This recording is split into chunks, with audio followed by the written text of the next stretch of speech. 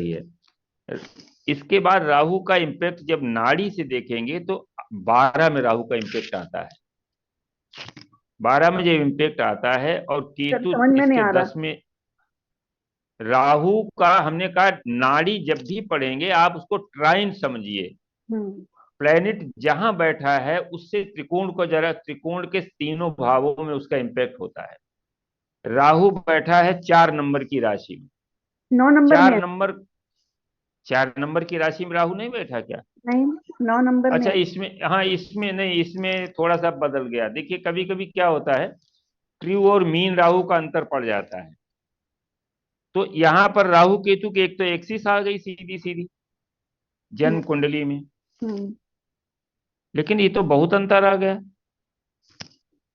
इसमें तो लग्न आ रही जो है, धनु लग्न आ रही, इसमें से मेष लग्न आ रही।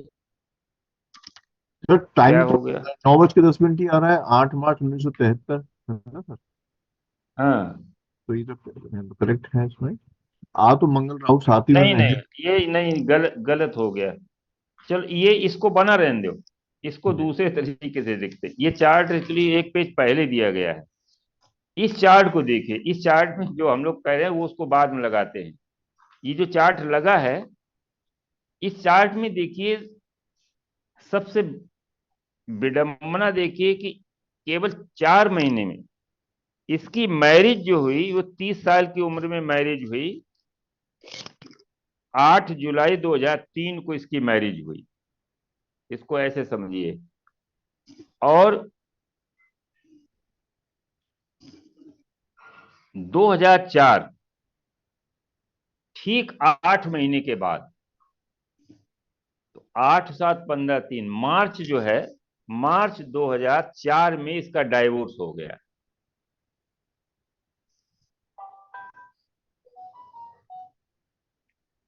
वो चार्ट ही गलत लग गया, तो उसका एक पेज पहले दिया था। ये जो दिया है मैं समझा था इसी का है, ये इसके आगे पेज में चार्ट दिया गया है।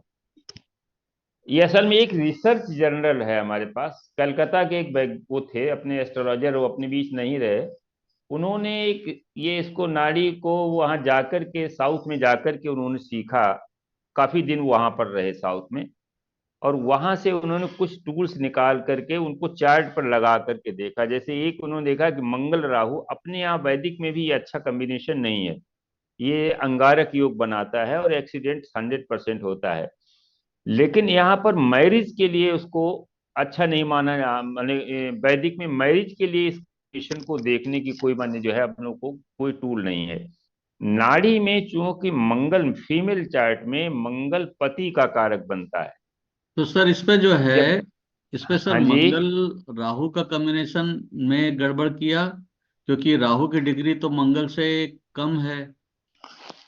हाँ क्योंकि इसमें तो नहीं कब, शुक्र शुक्र ज्यादा लग रहा है, क्योंकि शुक्र जो है 4 महीने बाद ही नहीं इसमें जाके दोनों के चीज केतु लग से रही। मिल रहा, केतु से इसमें मिल रहा। दोनों इसमें दोनों चीजें लग रही। जी जी। जब भी मंगल और शुक्र के बीच में केतु आता है, हम्म। मंगल और शुक्र के बीच में केतु आता है तो डिस्प्यूट करके उसको अलग करा देते हैं। हम्म। केतु डिस्प्यूट का कारक है। राहु ड्राईनेस का कारक है।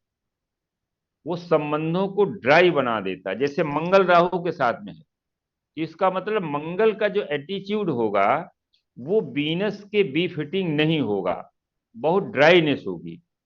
और केतु त्रिकोण से 20 अंश का है, और ये जो है शुक्र आपका 15 अंश का है। तो केतु शुक्र के जस्ट आगे, शुक्र जब एक्टिव हुआ मतलब मैरिज, मैरिज के पहले शुक्र एक्टिव नहीं होता है। मैरिज के पहले ये वीनस जो है डॉटर और सिस्टर को सिग्निफाई करता है किसी मेल चार्ट में। और फीमेल में ये वीनस जब मैरिज के बाद एक्टिव होता है, तो हम लोग प्रोग्रेशन जो नाड़ी में पढ़ते हैं कि जब प्लैनेट एक्टिव हुआ तो वो मूवमेंट करेगा। तो जब ये मैरिज के बाद वीनस एक्टिव हुआ और आगे बढ़ा जैसे ही, तो 5 अंश चलने के बाद इसको केतु मिल गया। केतु ने इसको रोक दिया। केतु अब इसको एट पार जाने के लिए वो नहीं जा। और आप देखिए चूंकि 15 डिग्री इसकी वीनस की है और केतु की 20 डिग्री है, केतु 20 डिग्री से 15 डिग्री आने में लगभग 7-8 महीने लेता है। 6 अंश माने 6 अंश चलने में लगभग 1.5 महीना लगता है। 1.5 महीना में 1 अंश चलता है। 30 अंश 18 महीने में 1.5 अंश चलता है 1 महीने में। मान लो 18 महीने में 30 अंश चला तो लगभग जो है वो 35 दिन। तो ये 5 दिन में जो है जब ये आया वापस 5 डिग्री वापस आया, तो वैसे ही इसने केतु ने वीनस को आकर के रोक दिया और ये लड़की जो है आ गई बाहर, अपने घर ससुराल वापस आ गई 3-4 महीने में, और उसके बाद इसका डाइवोर्स हो गया। तो यहां पर ये बता रहे हैं कि मंगल राहु जो है वो एक कॉम्बिनेशन बनाता है, और शुक्र और केतु इसमें दोनों चीजें लग रही हैं। मंगल को ड्राईनेस दे रहा है राहु, क्योंकि मंगल राहु को पार करके गया है आगे, राहु के मुंह से होकर के निकल के गया है। इसलिए मंगल के अपने कारकत्व राहु को दिए और राहु के कारकत्व लेकर के आगे बढ़ा है मंगल। और वीनस जो है जब आगे बढ़ेगा तो केतु से मिलेगा। इन दोनों चीजों में जो है ये सिग्निफाई हो रहा है कि जो है मैरिज के समय इसका अगर टाइम देखें कि 8 जुलाई में हुआ था, तो उसमें बृहस्पति जो है वो नेटल बृहस्पति से सप्तम में था। तो मैरिज का टाइम तो जो हम लोग जैसे कैलकुलेट करते हैं, यहाँ पर हम कॉम्बिनेशन को देख रहे हैं कि अगर किसी फीमेल चार्ट में मंगल राहु है और कहीं शुक्र के आगे केतु पड़ रहा है तो मैरिज टूट जाएगी 100%। मेलापक में जो कंपैटिबिलिटी के लिए चार्ट आते हैं उनमें इस चीज को विशेष रूप से हमें देखना चाहिए कि इस लड़की की शादी ऐसे जातक से होती जिसके वीनस के आगे की जुपिटर है। ऐसे लड़के से अगर शादी होती जिसके शुक्र के आगे बृहस्पति है तो वो छोड़ता नहीं। लड़की एक बार नहीं भी माने पसंद करती, लेकिन वो उसको छोड़ता नहीं। लेकिन वहां चार्ट भी वहां भी डिस्टर्ब रहा होगा, जिसकी वजह से ये केवल 8 महीने तक ये शादी चली, उसके बाद ये शादी टूट गई। वो जो पहले वाला चार्ट था जिसमें मंगल राहु का कॉम्बिनेशन था, वो 11 नवंबर 1980 का चार्ट था। वो स्थान था शिव सागर 957 पे। सर एक मिनट में लगा रहा हूँ।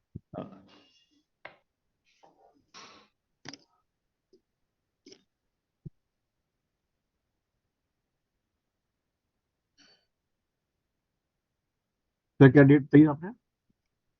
वो डेट थी 11 नवंबर 1980।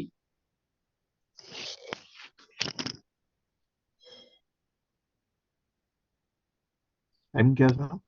टाइम है 9:57 9:57 AM। जगह क्या था? ये स्टेट? शिव सागर लिखा, SIVSAGAR, शिव सागर। ये आसाम में है एक प्लेस। आसाम।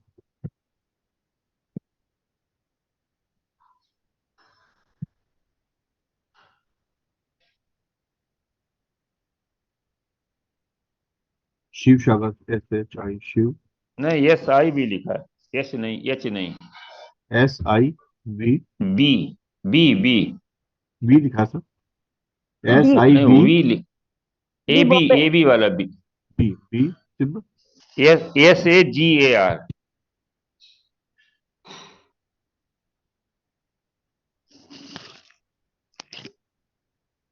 देखो मिलता है, आता आ है कि गया, नहीं शिव आता। सागर आ गया सर। आ गया आ गया आ गया।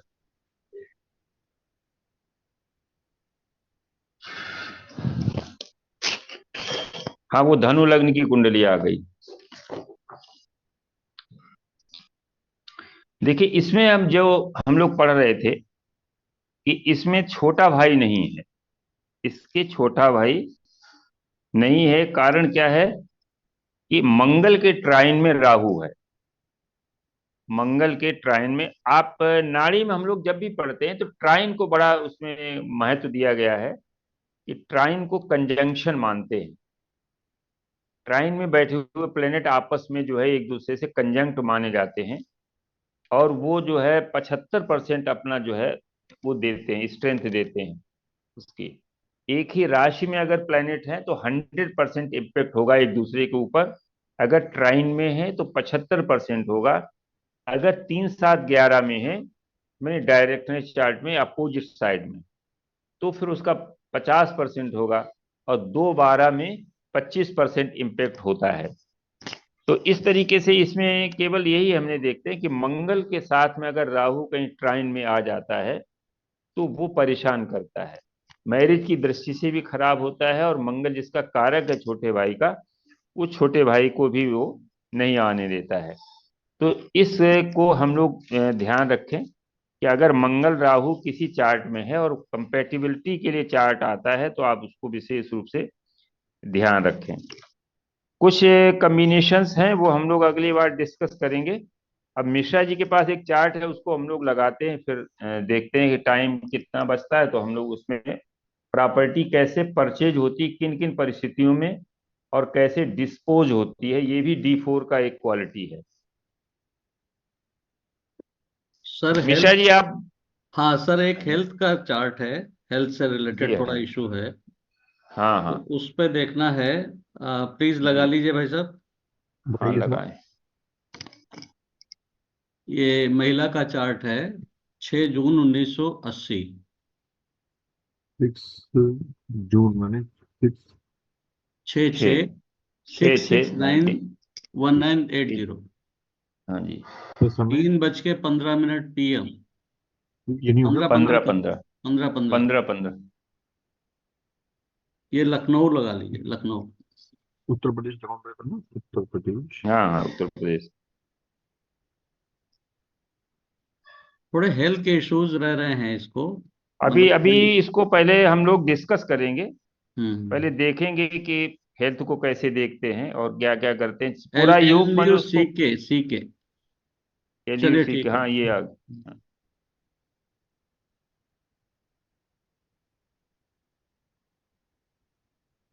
तो कुंडली ठीक है। हाँ कुंडली ठीक। अब देखो, हेल्थ के लिए हम लोग देखते हैं कि पहली चीज तो हम लग्न को देखेंगे, लग्न पर इफेक्ट है कि नहीं, क्योंकि हेल्थ इश्यू जो है वो दिखाई पड़ेगा तो वो लग्नेश को भी फेस करना पड़ेगा। तुला लग्न की कुंडली है, पहले समझ लीजिए। तुला लग्न काल पुरुष का वो हिस्सा है जो नेवल से लेकर के और नीचे का हिस्सा होता है, जिसमें फीमेल्स में यूट्रस भी आता है, और जो रिप्रोडक्टरी आर्गन्स हैं उसको रिप्रेजेंट करता है। तो इसका जो लग्नेश शुक्र जो है वो बकरी होकर के बुध की राशि में बैठा है। थोड़ा सा जब मेडिकल एस्ट्रोलॉजी हम लोग डिस्कस करेंगे तो समझ लीजिए बुध जो है उसके अंदर एक नेचुरल क्वालिटी है बीमारी देने की, क्योंकि वो काल पुरुष के छठे भाव का स्वामी है। काल पुरुष के छठे भाव का स्वामी है। तो यहाँ पर लग्नेश जो है बुध के साथ में है, और वो बकरी होकर के अष्टम की दिशा में जा रहा है, अष्टम हाउस की तरफ जा रहा है, जो क्रॉनिक डिजीज का एक भाव होता है। अष्टम जो है क्रॉनिक डिजीज है। इस पर जो है हम फिर देखेंगे कि किसी की दृष्टि है क्या। तो इस पर जो है दृष्टि तो किसी की नहीं है, शुभ दृष्टि कोई भी नहीं है, ठीक है ना, कोई दृष्टि नहीं है। तो लग्नेश जो है थोड़ा सा कमजोर है, लग्न पर कोई शुभ दृष्टि नहीं है। दृष्टि यदि है तो शनि की तीसरी दृष्टि है, और शनि में मंगल के गुण हैं।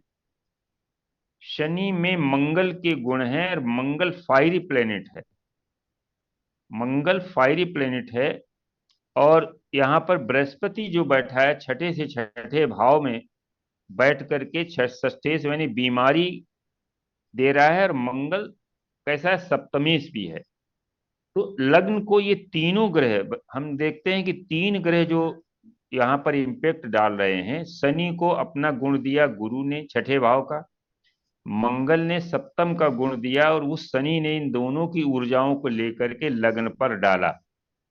तो निश्चित रूप से जो है ये लग्न कमजोर हो गई। अब हम ये देखते हैं कि बीमारी जो है किस तरीके की हो सकती है। बीमारी, अब देखिए सबसे पहले हमें देखेंगे कि बीमारी होती कब है। जब दशा 6 8 12, ये 3 6 10 में 3 6 8 12 इन भावों की जो है दशा जब चलती है, तो बीमारी होती है।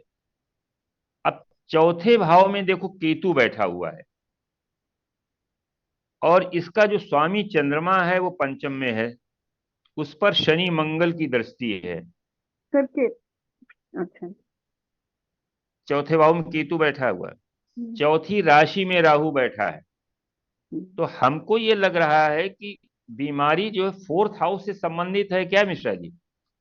हाँ, थर्ड एंड फोर्थ। हाँ।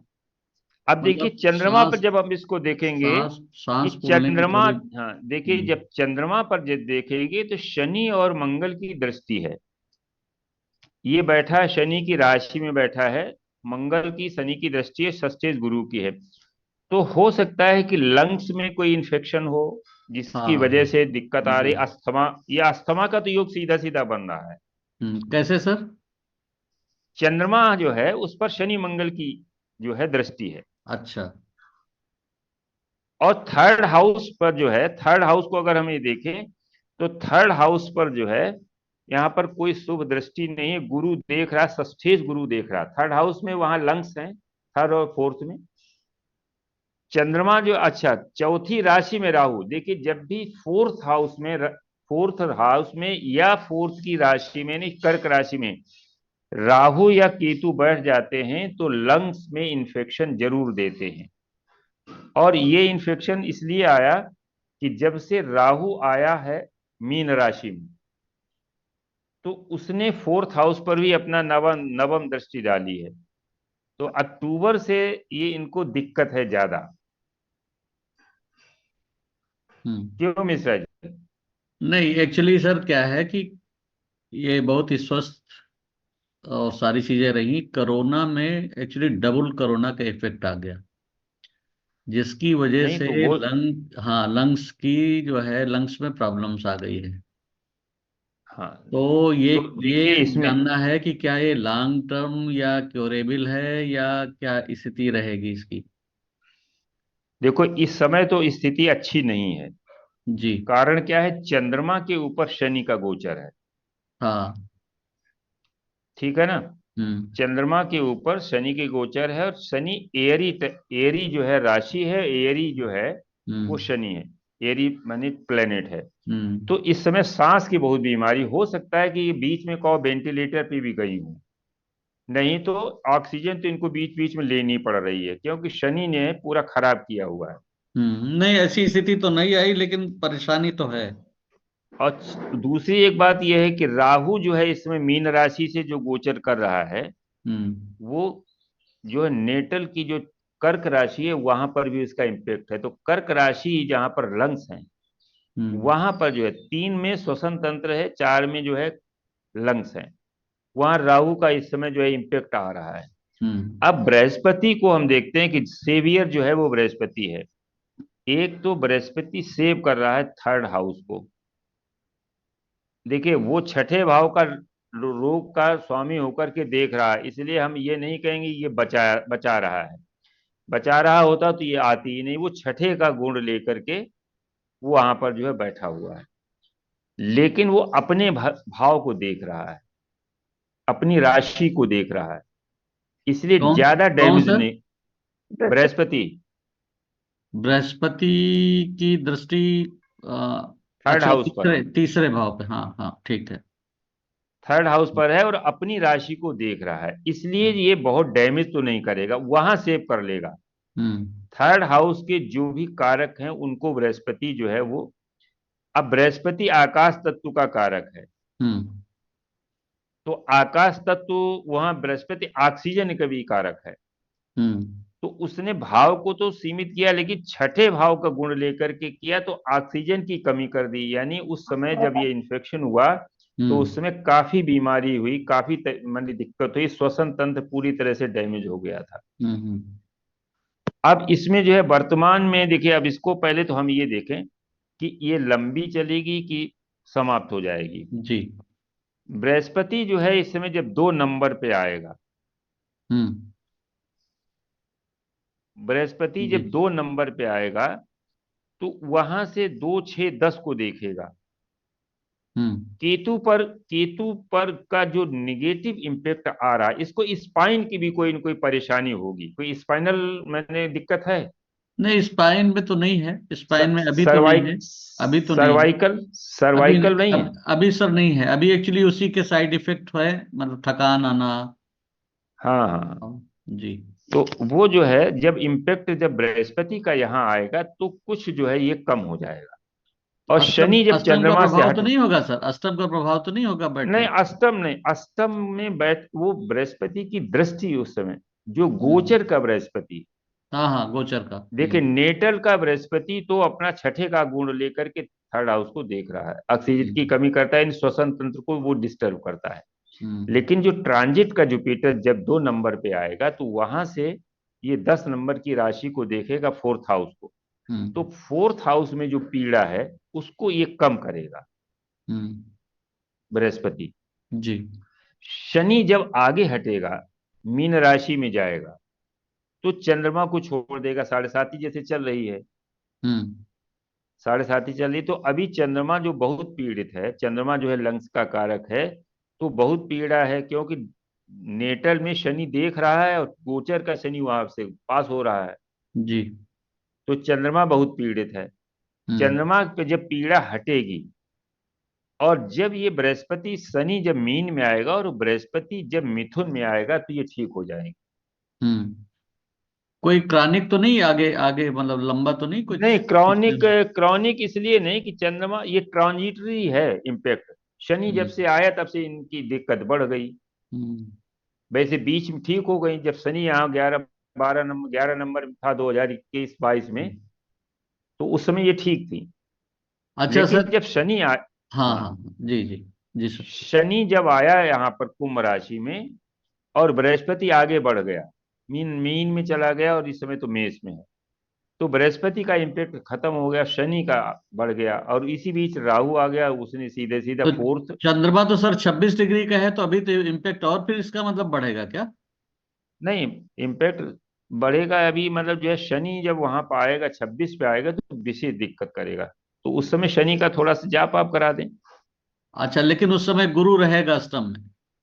गुरु अष्टम में रहेगा तो फोर्थ हाउस को देखेगा, हम्म फोर्थ हाउस को देखेगा, और नवम दृष्टि से जो है 7 8 नवम दृष्टि से फोर्थ हाउस को, तो फोर्थ हाउस में भी वो जो है वो चीज है जो हम्म। चंद्रमा के ऊपर है, वो जी ठीक करेगा। जी। ये अब देखो, इसको हम ये देखते हैं कि नाइन्थ इसमें नवांश में जरा हम देखें। हम्म नवांश में चंद्रमा जो है वृष राशि में, हम्म ठीक है ना, और इसका 64वां नवांश चंद्रमा का है, वो सूर्य है। हम्म तो शुक्र और सूर्य में शत्रुता है। हम्म। तो इसका जी मतलब यह है कि इनकी जो आयु है वो मध्य आयु है, 60 प्लस तक अधिकतम जाएगी। जी। 60 मैंने मध्य आयु जो 66 तक होती है। तो हम्म। अब ये इनका 80 का है ना, कब का है? 80 का है। तो बीस 43। पचास हुए हैं। 43। अभी 10 साल, हाँ, अभी 43 जो है, 43। हाँ अभी इनको 40 माने 40 हुआ है। हाँ, 44 बीस 44। उधर 43 44 44 हुए हैं। तो हम्म अभी इनको कोई प्रॉब्लम नहीं है, अभी ये ठीक हो जाएंगी। लेकिन हम्म ये प्रॉब्लम हल्की हल्की बनी रहेगी। इस हम्म समय ज्यादा इसलिए है कि शनि वहां से चंद्रमा के ऊपर से गोचर कर रहा है, हम्म और बृहस्पति का इम्पैक्ट नहीं है। हम्म अभी नेटल के बृहस्पति में जब हम मेडिकली देखेंगे तो वो किस भाव का स्वामी होकर के देख रहा है, वो छठे का भाव, और बैठा कहाँ, छठे से छठे में बैठा है। हम्म उसमें डबल निगेटिविटी है। हम्म डिजीज को लेकर के बृहस्पति में डबल निगेटिविटी, छठे का भाव का स्वामी, और छठे भाव में, छठे से छठे में बैठा हुआ, भावात भावम में। हम्म तो वो देख रहा थर्ड हाउस को, और चंद्रमा को भी देख रहा है, जिसकी वजह से ये हुआ। लेकिन उसने बचाया है। जिस समय बृहस्पति, ये जो कोरोना हुआ था, तो बृहस्पति जो है वो 9 नंबर राशि में था।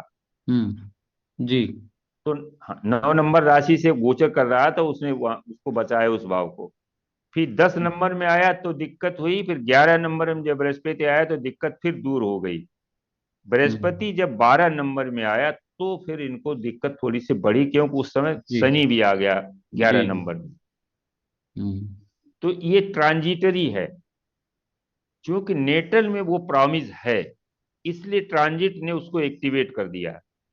नेटल में प्रॉमिस है कि थर्ड हाउस पर शनि माने मंगल की जो है दृष्टि है, पंचम दृष्टि, और थर्ड पर जो है वो चंद्रमा पर जो है शनि का। चंद्रमा शनि अस्थमा का तो पक्का, उसमें नाड़ी में हो चाहे वैदिक में हो, अस्थमा का सबसे कारक बनता है शनि। थोड़ा सा म, टाइमिंग में थोड़ा सा फर्क कभी आता है, क्या है कि कभी कभी चंद्रमा जो है ना, हाँ थोड़ा टाइम जो है 3 से 3:15 के बीच में, तो चंद्रमा जो है वो कभी कभी दिख जाता है चौथे घर में। मतलब हाँ, तो डेट का थोड़ा फर्क दिख जाता है। तो चार चौथे है घर में कि छह है, इसमें थोड़ा कंफ्यूजन रहा है इसके उसमें। तो नहीं चंद्रमा। वैसे, नहीं जी जी जी। वैसे चंद्रमा को चौथे भाव में ही होना चाहिए, हम्म। तब ये ज्यादा सिग्निफाई करेगी। अच्छा। हाँ। अच्छा ये हम्म। बताइए, इस जिस जातक की मदर की अर्ली डेथ हुई थी क्या? नहीं नहीं, मदर ठीक है। मदर ठीक है। मदर विडो है? नहीं नहीं, मदर ठीक है। तो मदर फिर बिल्कुल चंद्रमा ठीक। जो है, चंद्रमा फिर यही है, अच्छा, केतु से चंद्रमा आगे यही है। है। अच्छा हाँ। अच्छा सर, इसका जो है एक प्रमोशन काफी दिनों बाद जो है एक्चुअली रुका हुआ था, परसों आने वाला है। तो क्या फेवरेबल है अभी समय? अब देखिए, सूर्य जो है नेटल का सूर्य जो है वो बैठा हुआ है कहाँ पर इसमें? सूर्य अष्टम में बैठा है। हम्म। और ये अष्टम में बैठा है, वैसे प्रमोशन तो इनका होना चाहिए था लगभग जो है, 2 साल अब इस पहले। समय में कुंभ राशि में है, हम्म। होना चाहिए था। बृहस्पति जब यहाँ सूर्य से त्रिकोण में होता है, हम्म। जब बृहस्पति मकर राशि में था उस समय हम्म। प्रमोशन का इनका जो है फाइल लगी। हम्म। क्योंकि प्रमोशन क्या होता है कि वर्क फील्ड में जब नहीं, वो सक्सेस होती प्रमोशन है, तो एक हुआ, एक वो प्रमोशन हुआ। वो हुआ उस समय। वो हुआ, और एक उसके बाद में एक और प्रमोशन होना था। वो एक्चुअली वो डिफरेंट टाइप का प्रमोशन था, जैसे किसी को बड़ी पोस्ट दे दो विदाउट मनी। हाँ। अच्छा एक अच्छा। एक है इनका ड्यू है, जो लटका हुआ था पिछले साल, उसका है इंटरव्यू परसों। अच्छा इंटरव्यू है। हाँ, उसका परसों मोस्टली वो हो ही जाता है। तो लेकिन हाँ, फिर भी जो इंटरव्यू है माने एक एक सवाल आया फॉर्मेलिटी है। होती है। सवाल फॉर्मेलिटी आया है होती जी। है। हाँ, फॉर्मेलिटी होती है, हाँ इंटरव्यू जब हाँ ड्यू है तो हो ही जाएगा। हाँ अब हाँ। देखो, प्रमोशन के लिए बृहस्पति सूर्य, ये सूर्य जो है वो मतलब जो है उसका कारक है, इसमें नेम फेम होता है, आगे हम्म। पद पद माने पद प्राप्ति होती है। हम्म। तो अभी सूर्य जो है कुंभ राशि में है, जी और वहां शनि भी है। जी। शनि भी है और वहां पर सूर्य भी है। हाँ, तो और देख भी ये रहे हैं जो है, सामने। सामने देख भी हाँ, रहे हैं। और सामने देख भी रहे हैं। हम्म। तो इस तरीके से मतलब जो है अभी ये जब अगर हो भी जाता है, तो हम्म। जब ये सूर्य जो है मेष राशि में आएंगे तब इनको ज्वाइन कराएंगे। अच्छा।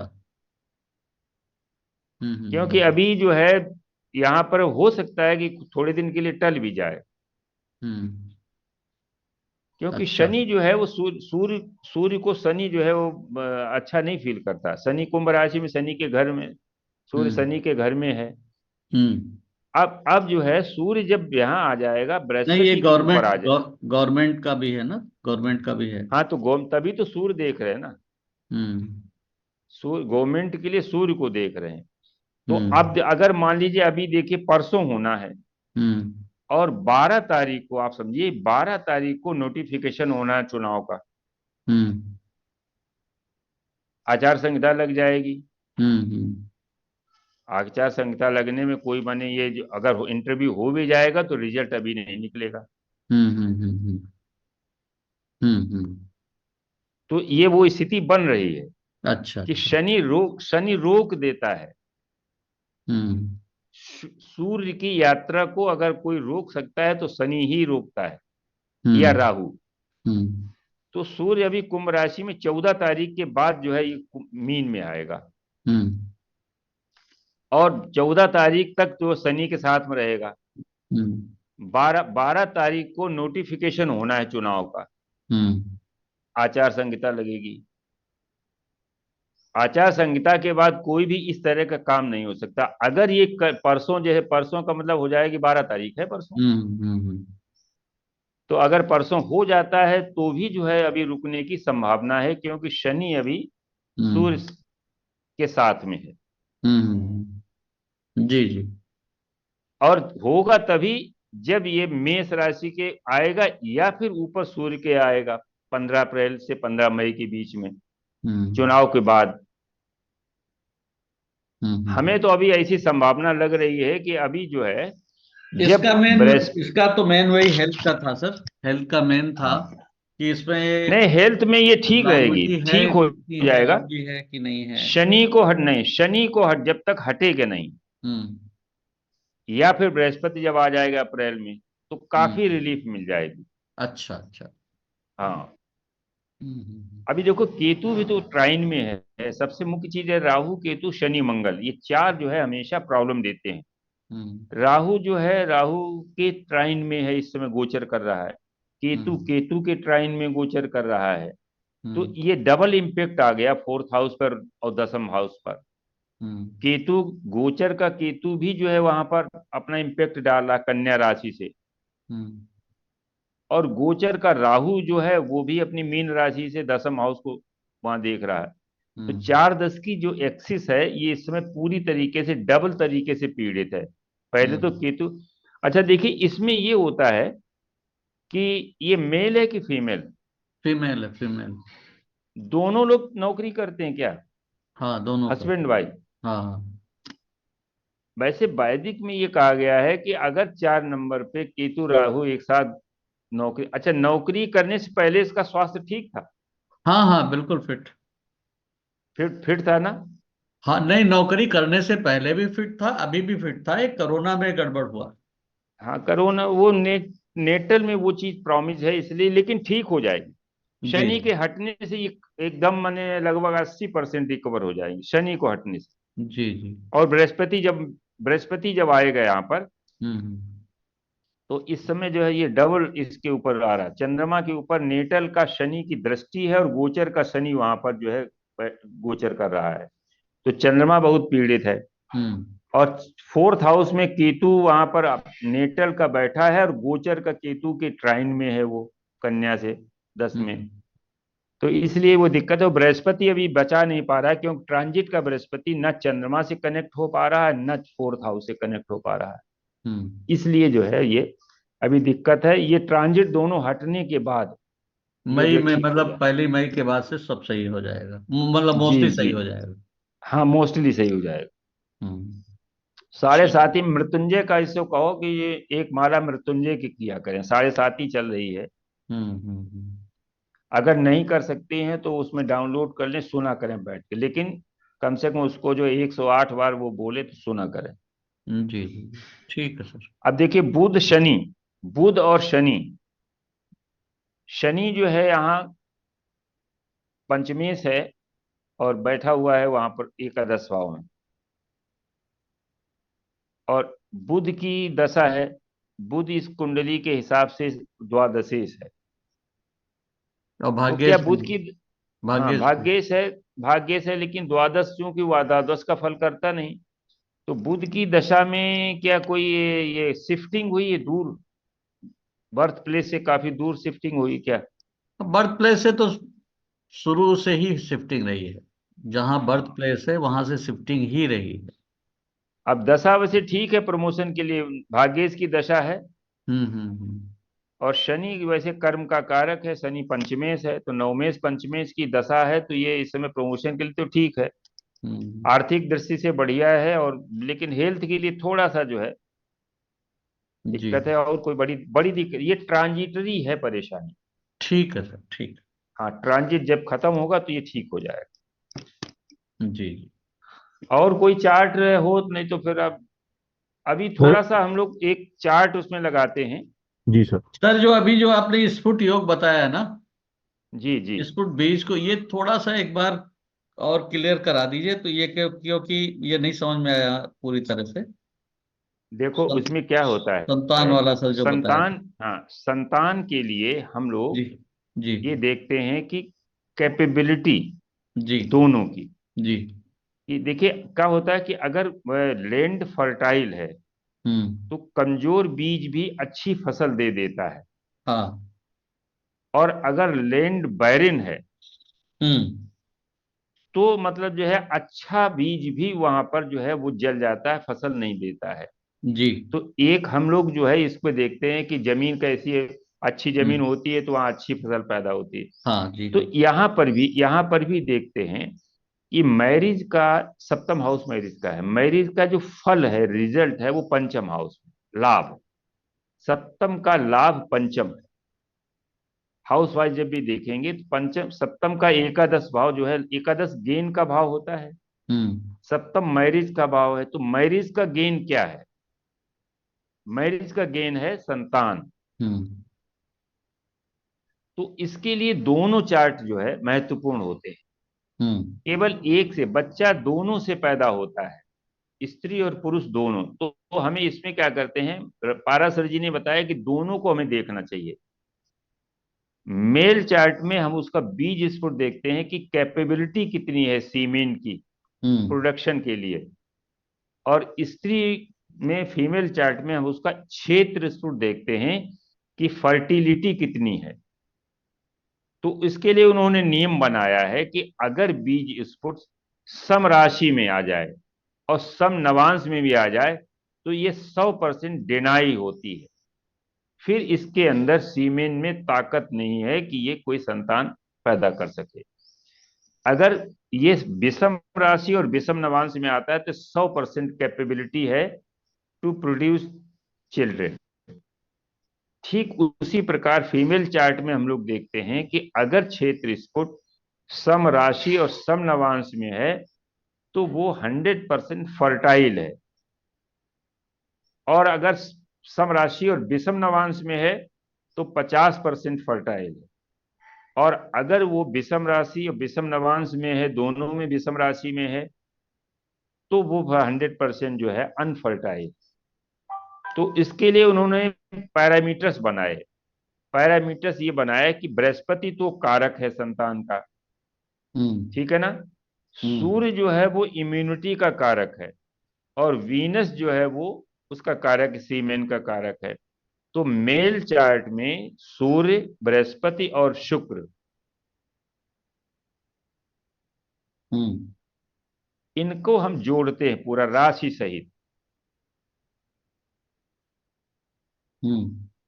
राशि, अंश, कला, तीनों को जोड़ करके हम ये देखते हैं कि क्या बना। अगर 12 से ज्यादा राशि हो गई तो 12 घटा देंगे, 24 से ज्यादा हो गई तो 24 घटा देंगे। तो वो कहाँ हम्म। पर आया, जैसे इसी में अभी हम लोग ने देखा था कि इसका जो है, जो चार्ट अभी हम लोग डिस्कस किए थे, हम्म। उसमें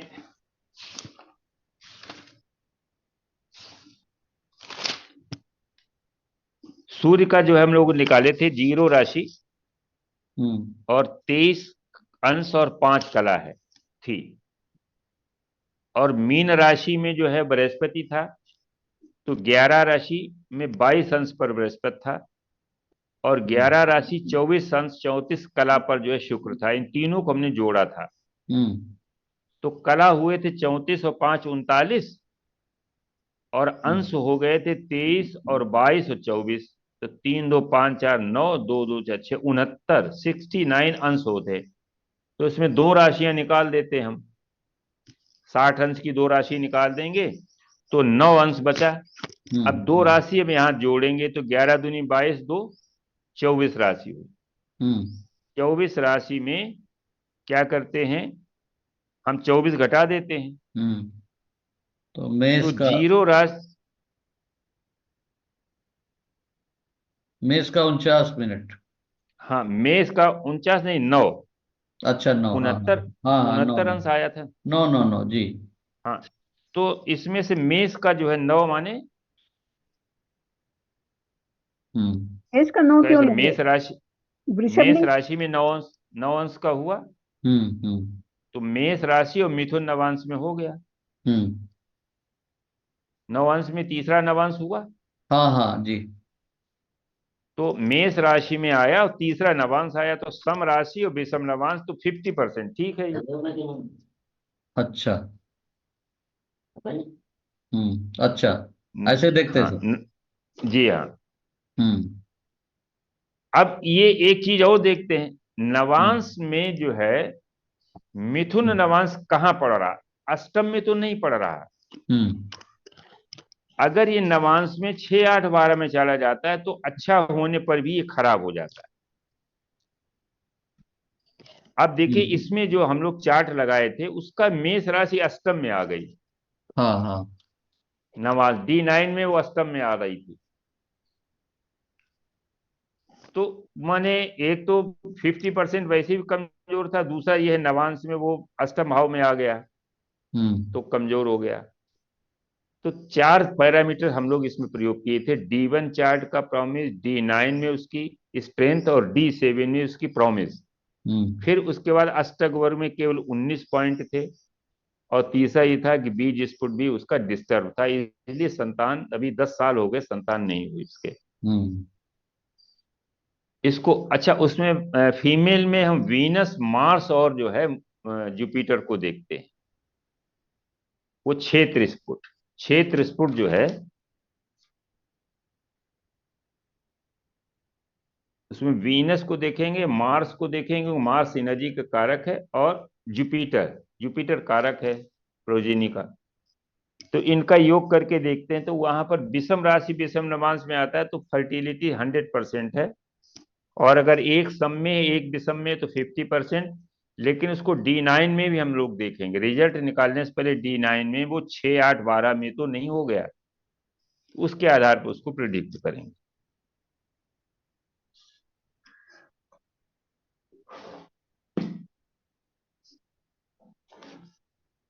तो अब थोड़ा सा 5-10 मिनट हम उसको देखते हैं, कुछ चार्ट तो हम अगली उसमें लेंगे, लेकिन अभी हम लोग जो है सेल और परचेज प्रॉपर्टी के हम जो योग हैं उनको समझ लेते हैं। अखिलेश जी अभी हटा दो कुंडली, अब हम लोग सीधे सीधे डायरेक्ट बात करते हैं, थोड़ा सा उसमें योग है।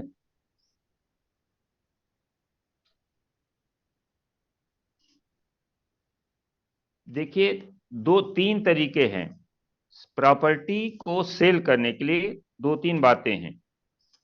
पहली बात यह है कि कोई भी व्यक्ति प्रॉफिट के लिए अपनी प्रॉपर्टी को सेल करता है।